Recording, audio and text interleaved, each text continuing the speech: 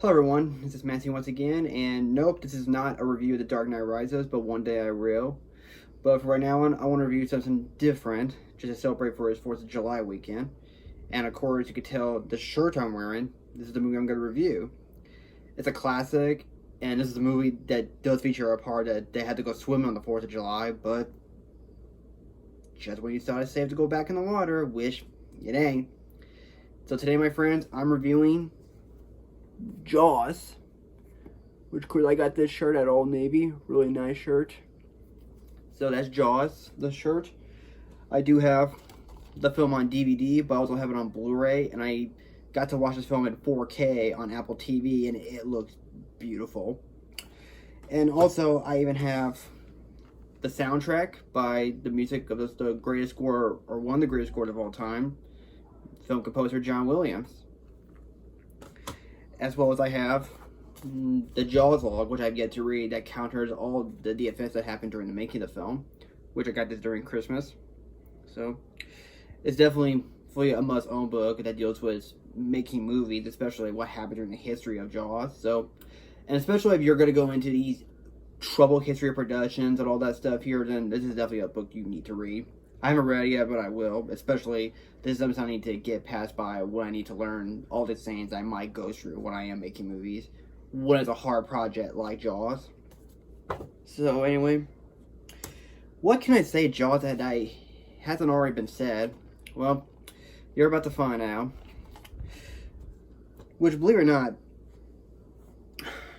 I first saw this movie for the first time on Turner Classic Movies after I saw Duel. And Jaws is without doubt a classic, and definitely is a classic. And to this day, as the more I watch it, it will always be a classic. But before I give you my thoughts on the film here, especially I'm celebrating for his 4th of July weekend, here's the history behind it.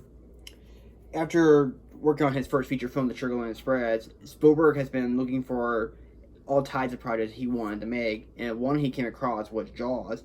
And of course, he read the novel that's written by Peter Benchley before it got published, and he read it and he was captivated by it because it reminded him of his work of a driver being chased by a monstrous truck.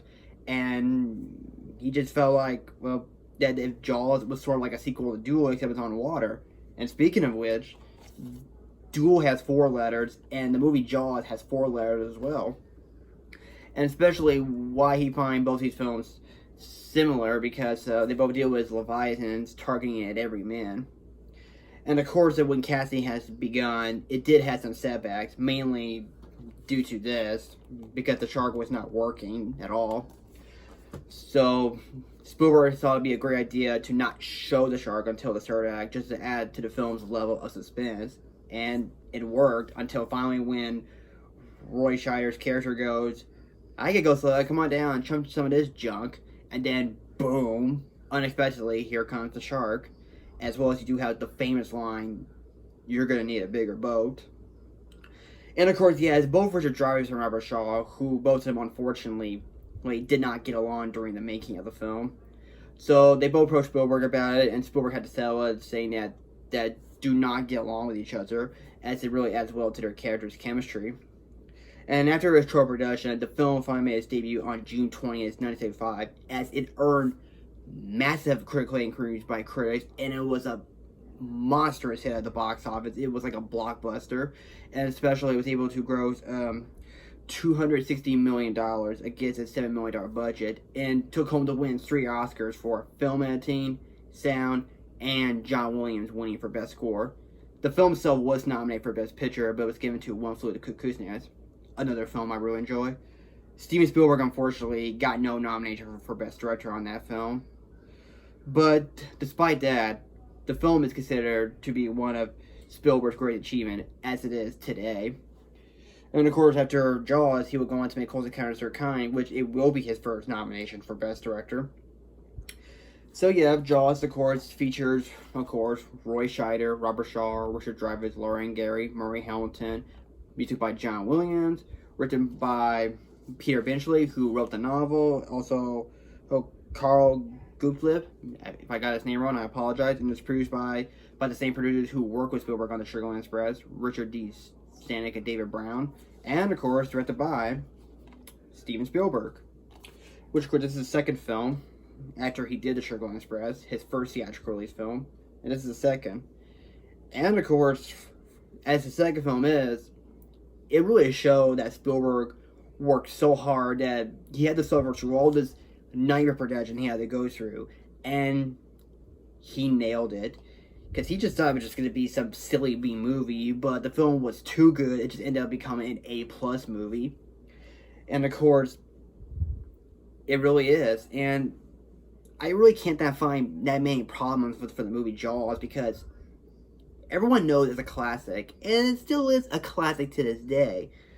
It has a very good story, it has great memorable characters, an iconic score, strong direction, a great looking movie, and definitely a movie that will still hold to the test of its time, and it will still be one of the greatest horror films ever made.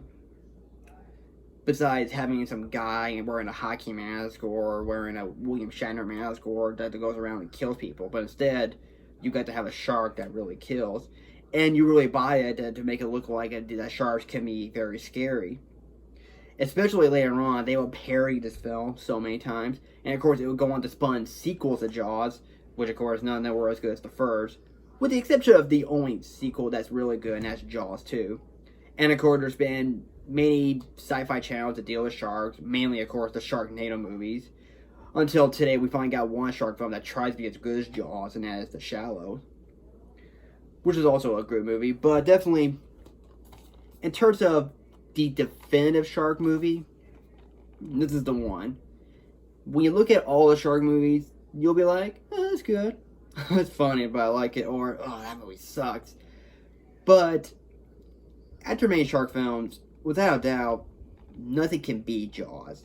And Jaws will still be the best. And it will still be not only one of my favorite films by Steven Spielberg, but one of my favorite films of all time.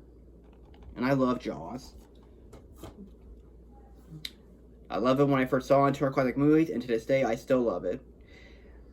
I don't need to repeat anything else of what hasn't already been said, because you already have, and you already know why Jaws is great. Especially how much I love Steven Spielberg, and still love to see him when he does, when he's making movies.